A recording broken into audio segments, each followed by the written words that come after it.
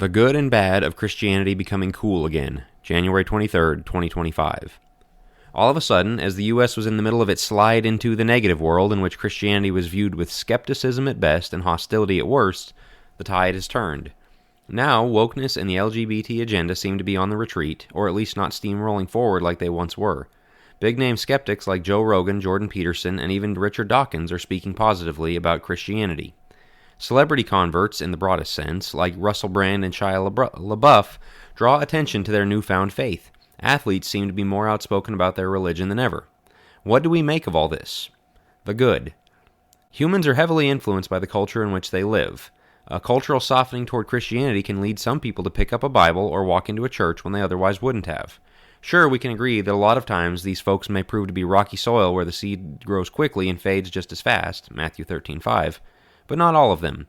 In some cases, that first step can lead to their conversion and eventually generations of faithfulness in their family. Anytime that happens, it's a tremendous good. And before we get to the potential negatives, we can take a step back for a second. There's always going to be a pull to go into a purity spiral and essentially reach the point that we would rather people not mention Jesus at all than mention him without our approval. So let's say that yes, it is a positive when Jesus is publicly praised as Lord, even if in imperfect ways by those who we might not pick to be his ambassadors. What then? Only that in every way, whether in pretense or in truth, Christ is proclaimed, and in this I rejoice. Yes, and I will rejoice. Philippians 1:18. The potentially bad. We're going to have to get far better at gatekeeping than we've been to this point. By gatekeeping, I don't mean a pharisaical, holier-than-thou approach that looks down on the past sins of anybody who comes to Christ.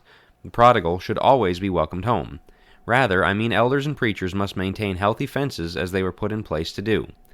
Thus far, there is a general shallowness to this trendy Christianity. Athletes can thank Jesus in a post-championship press conference and go home to their live-in girlfriends.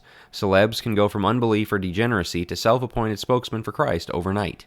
People can slap a Bible verse in their Instagram bio and go on living however they please. Church attendance is often optional. In other words, they may be no firm root, Matthew 13:21. The church's job is to take their enthusiasm and point it in the right direction. Zeal without knowledge doesn't profit, Proverbs 19:2. And while Christianity does offer innumerable blessings, they are only accessible to those who will deny self, take up a cross, and follow, Luke 9:23. But telling them these things will be difficult. We may be going from a time in which our most courageous act was standing up to the world, to a time in which our most courageous act will be standing up to those in our own family. But again, the common lack of church discipline with regard to things like attendance or casual sin tells me we're going to have to find a great deal of courage to deal with the people who may be headed our way.